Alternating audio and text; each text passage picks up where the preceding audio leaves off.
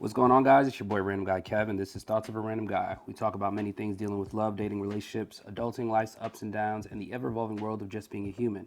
Don't forget to check me out on all your favorite social media platforms at Random Guy Kev and my website at randomguykev.com. Today's topic is red flags in relationships, and my co-host for this episode is Nell Rose. Hi. Thank you for joining us today. Thanks for having me. So red flags in relationships.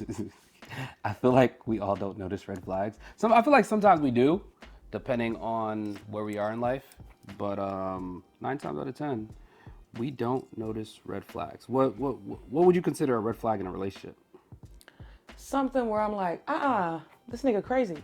Come on, don't use the N word. Oh, sorry. Thank you. I didn't know I was being censored. I will say just something that makes me realize that this person is just showing a glimpse of how toxic they can be. So a red flag is essentially toxic behavior. Yes, absolutely. Like a traffic light. Red means stop. So stop, don't proceed. So what's normally something you do? Okay, you see a red flag. You see one red flag. Do you immediately stop and go the other way, or you address it, or? It really depends on the red flag because,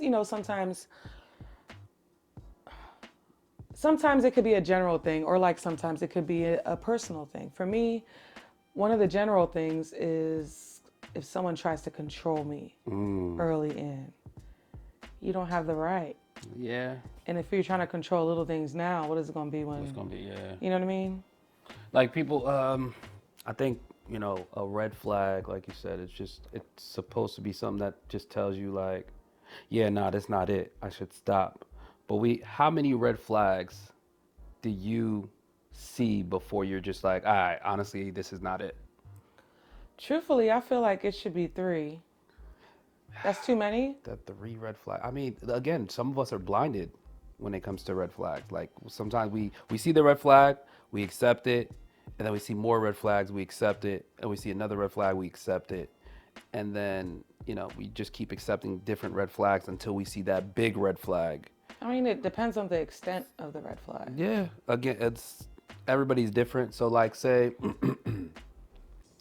I have a friend that was dealing with a guy, and she didn't think him being aggressive was a red flag until he put his hands on her. Like he would shake her and stuff like that, which I think is the most like during an argument. Yeah. That like once you start shaking somebody or putting your hand on them all crazy, like that's already dead.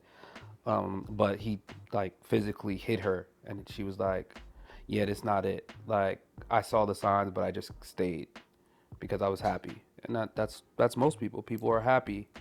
This person stayed through the aggression or stayed Through the aggression. through the shaken baby syndrome. Yeah, through that aggression, shaking baby, all that. Like, but then when she physically got hit, that's when she was like, I can't stay here. I'm out. Yeah, so I felt like there was red flags shown prior to that. And that's why I'm saying it's a glimpse of what's to come.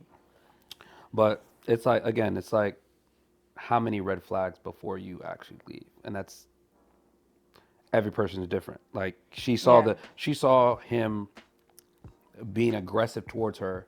That's a red flag, and he was constantly aggressive towards her, but she didn't leave until she physically got hit. Yeah. I mean, that's unfortunate.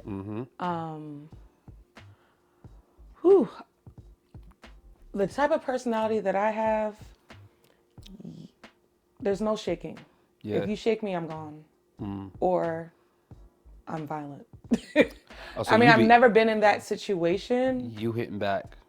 But knowing me, I would either hit back or get my people on you. You know what I'm saying? And I feel like a lot of times when it comes to those abusive relationships, people just stay as long as possible because of comfort. Love. I love him. Comfort and love, I guess. They see the abuse, whether it be physical, mental, spiritual, whatever, they get that type of abuse and they're just like, it's not gonna last forever. It's not gonna last forever. I'm here. I'm just gonna stick around. It's like, bro, what? Yeah, nah. You knew it was wrong before. You saw the red flags and you kept going. I mean, are all can red flags turn into green flags though? I've never seen it happen. Oh, some women don't like sensitive men Mm-hmm.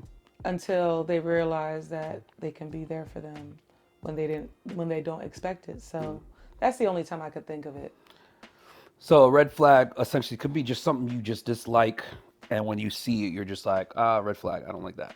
Yeah, that's what I'm saying. It can be Yeah. personal or Okay. general, honestly. Red flag can be a red flag can be a lot of different things. Because you could see someone chewing with their mouth open and be like, "Oop, red flag." And then if someone mentions it to them and then they stop, we're like, "Okay, you're all right now, green flag." Or there's a lot of different things. Yeah, I mean, for me, I feel like a red flag for me, it's hard. I mean, I don't.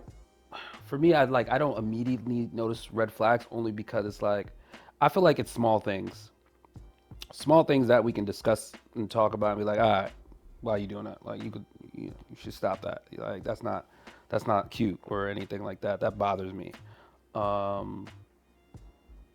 And then it's like if they keep doing it, it's a consistent red flag that you should either move on from or you just got to deal with. And sometimes people just deal with it. And that's how they look at, most relationships. Like, notice certain things, certain traits about people. You're just like, can I deal with this for while we're married? Can I deal with this after? People look at red flags as like the bigger picture. Like, can I really deal with this? And some people are just like, yeah, I can deal with it. Fuck it. Well, I mean, because you can't be picky on everything. I feel like a red flag should be something that can bring you Harm or extreme discomfort. You know what I'm saying? Like someone leaving the toilet seat up should not be a red flag. It's a learned behavior that can be changed. Yeah, I mean, a lot of, and I think that a lot of people don't look at learned behavior like, oh, I've been raised all my life, I've been doing the same thing, and when you encounter someone that says, hey, I don't like when you do that, you're just like, oh, you gotta give me some grace because this is something I learned, this is something I grew up with, this is something I've been doing for my entire life. To now get it out of my system, that's gonna take me a while. And I don't think people. But if there's effort. Yeah, if there's effort, and I don't think people provide grace Yeah. and see the effort. Like, okay, this person's actively trying to change this behavior. Even though they know I don't like it, they're still doing it. But I know they're trying to stop doing it. There's a difference. Yeah, and then some people, some people may just be like, some people may hang on to that, be like, all right, he's working or she's working on it, I can stick around. While others will be like, nah, fuck that, I'm out. I'm immediately out because I can't deal with this. Yeah, I talked about this before in a different episode, providing people grace, because you're gonna need to provide people grace, especially with a lot of these so-called red flags. A lot of red flags aren't really red flags. Like, I know I saw something. What's a red flag for you?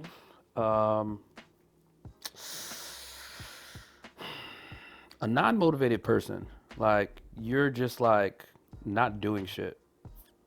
I don't like people that's not like trying or doing something in their life. They're just like complacent with what they're doing and where they are in life. I mean, there's nothing wrong with it, but for me, it's like, what else are you doing? Like, you can't just be like, all right, I go to work, I come home, I go to sleep.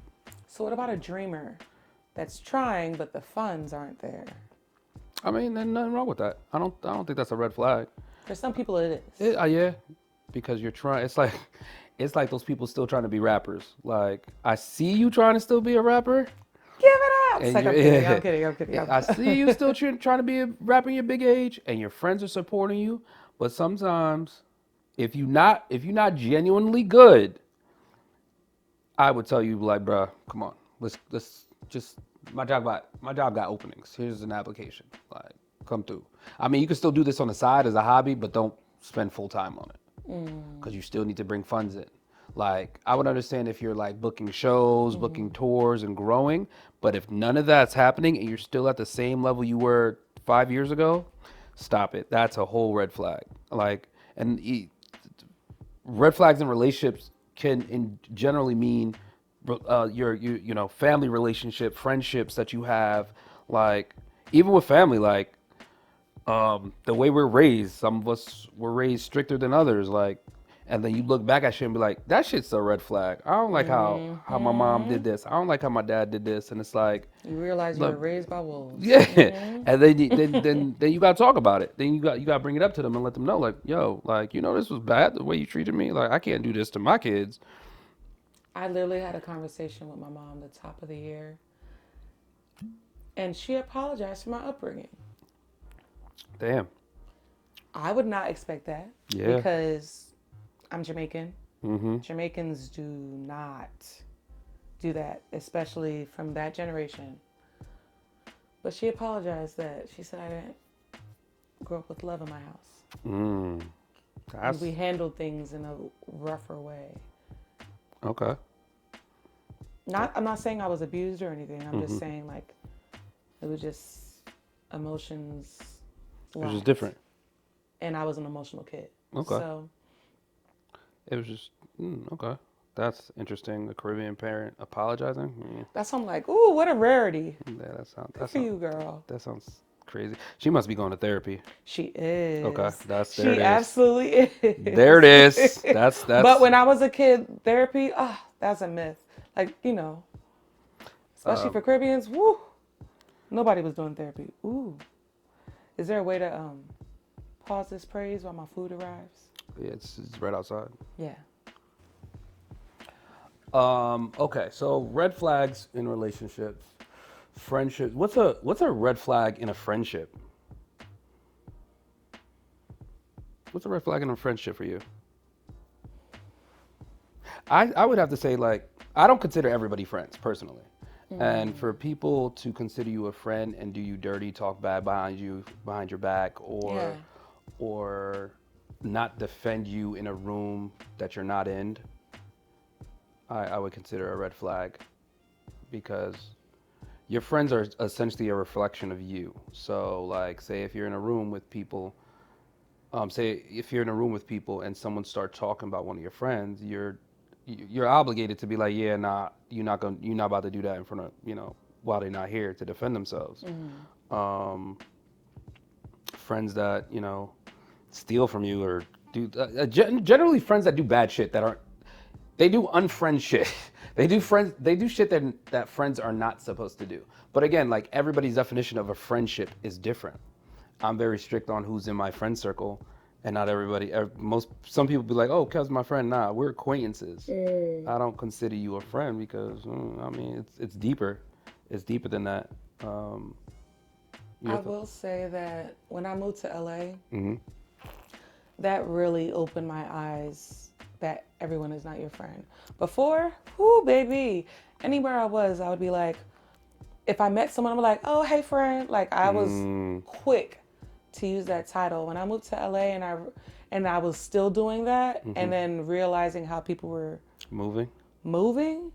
Ooh, like, here's an example. Here's a red flag in a friendship, or a starting out friendship, I guess. I befriended this girl, and we were hanging all the time. Like, we were confiding in each other, and I introduced her to some people. One of the people I introduced her to was someone I really liked, you know, and I was telling her about that person, and I was always hanging out with that person, and blah, blah, blah. Just to find out that she started dating him behind my back. Damn. And then when I said something to her about it, she was like, well, you know, he wasn't going to date you, so I took the opportunity for myself. Yeah. Damn. That's some foul. You see, and that's the one thing. It's like, it's giving blot.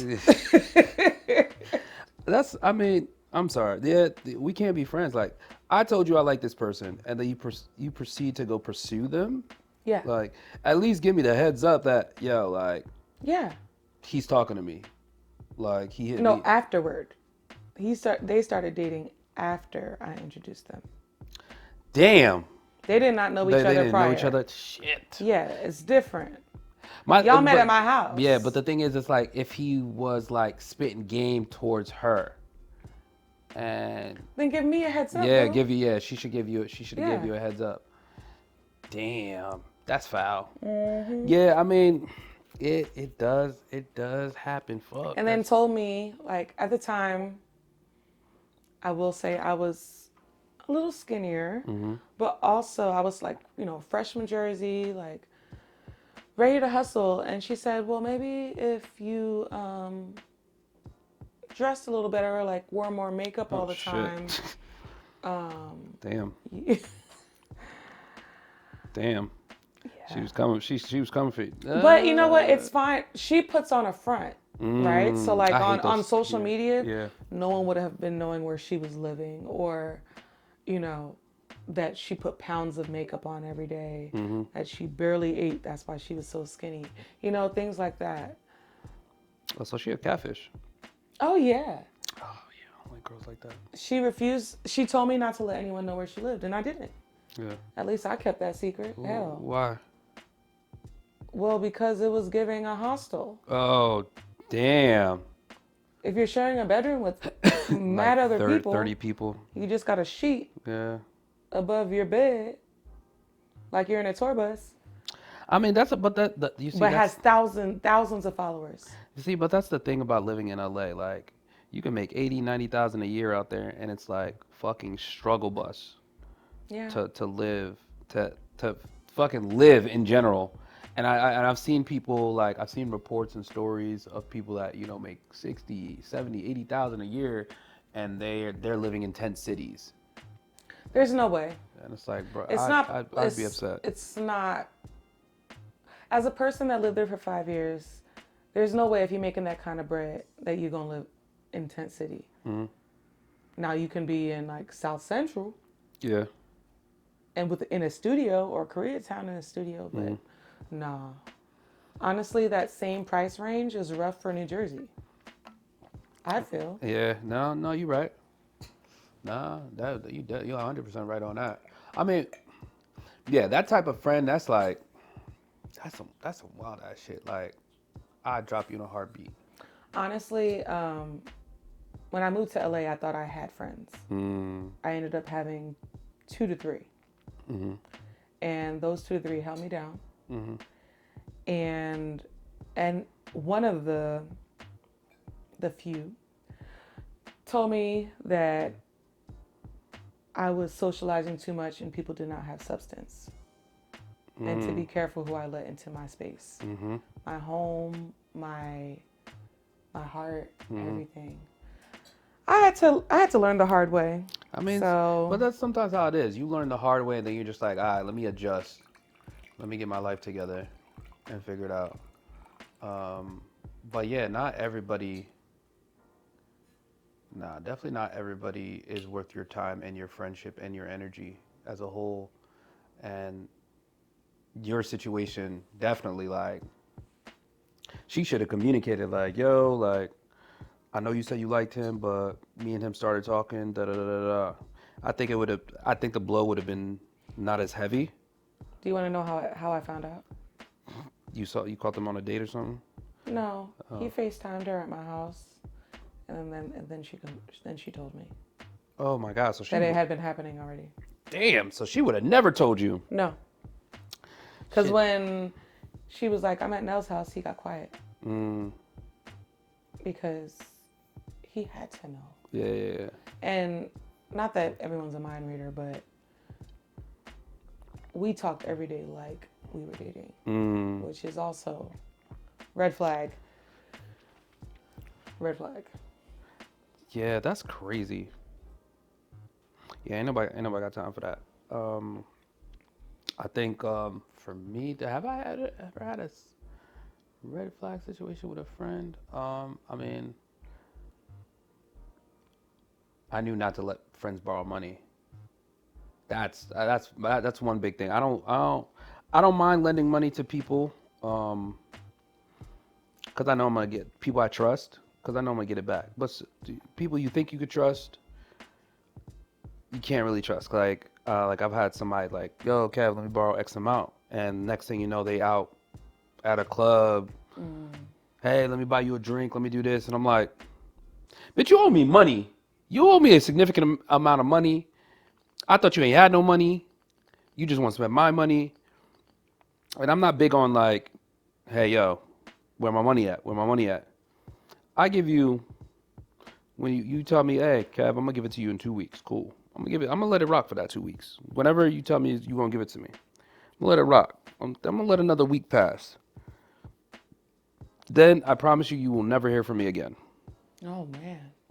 You will never hear from me again. Because that tells me what type of person you are. Because my thing is, I would understand if you didn't have the money, you'd be like, yo, Kev, let me get another week, boom, boom, boom, cool. For you not to respond and act like everything is good, everything Gucci, yo, Kev, was good, when we hanging out, da-da-da. But you ain't paid me back yet. So I kind of want my money. So I have two thoughts on that, right? Mm-hmm. One is that I'm very wary about who I deal with money. Mm-hmm. If I'm going to lend someone money, Mm-hmm. we have to come to an agreement in the beginning. If it's too much for you to do the full bulk in one, Yeah. tell me. Yeah. Every paycheck, I'm gonna give you $50, Mm-hmm. something like that. You know what I mean? Also, but if it's a certain amount of money that is supposedly less than, it's not a stack, Yeah. right? If I'm willing to quote unquote lend someone money, I have to also be willing, quote unquote, to not expect the money back. Yeah. That's But my it mindset. depends who it is. That's my also. mindset. Yeah, that's my mindset. Like I'd be in the mindset of, okay, am I okay losing this money? You have to be. But you just said you would stop talking to them. Yeah, I mean, I'm okay with losing that money, but that just lets me know your character. That's a fact. That lets me know your character. You're not a trustworthy person. You don't hold to your word. Kev, I'm gonna give you your money back in 2 weeks. Cool. 2 weeks come, I don't hear or see nothing. Why should we continue a friendship? Because I can't trust you. You go about every day like nothing happened. Like I didn't lend you money. Okay, cool. I may bring it up and be like, yo, so what's up with that money? Um, oh, I need another week. If my thing is, I feel weird that if I have to bring If it you have up, to chase, no yeah, one wants to chase. if I have to chase you for my money, that's weird. You owe me money. Everybody knows say if I borrow $100 from you, I know I have to pay you $100 back. I know I have to. Even if I go out and spend money, buy this, in the back of my mind, I know I still owe you money and I need to pay you back. Even if we stop talking, I know I owe you money no matter what. And people don't forget stuff like that. Everyone's not built like that. Absolutely. I mean, I don't know, that's crazy though. That's a red flag though for me. It's just one of those things where again, providing people enough trust to do the right thing. And I try my best. My therapist tells me like, I give people too much benefit of the doubt, and I do, because we're adults. Like, what kind of game are we playing here? We're all trying to live. We're all moving forward in life. Like, and I have to be more like firm on shit. I'm a firm person now, but it's just certain things I got to be like, all right, nah, you can't do this. Yeah. You can't do this. You can't do this. So that's where I am with that. But yeah, I mean, it's hard for me to notice red flags in specific situations. I see things and be like, that's not a big deal, and keep it moving. Whereas there's bigger red flags, and it's like, all right, let me acknowledge that one. Like, let's talk about that. Why? How did we get here? Why is this? Why do you do that? Is that something a learned behavior, or it's something else? Like, what's up? But as we get to the end of this episode, what do you want to leave people with in regards to red flags in relationships? If you have a therapist, talk to your therapist about the red flags because no, but honestly, it depends on the person. But if anything is going to ever potentially bring you harm or extreme discomfort, stay away. Yeah. Protect your peace, and life is short. We don't have to be miserable or hurt or sad just because we want to be with someone. Yeah. The right person is out there for us. God, just bring them. God, just bring them. And yeah, that's it for this episode. You guys can find me on all social media platforms at randomguykev.com. And all social media platforms at randomguykev and my website, randomguykev.com. Don't forget to lock in and check me out at some point. But yeah, catch you guys on the next one. Lock in with Kev. Random guy, Kev. Yeah, no, we done.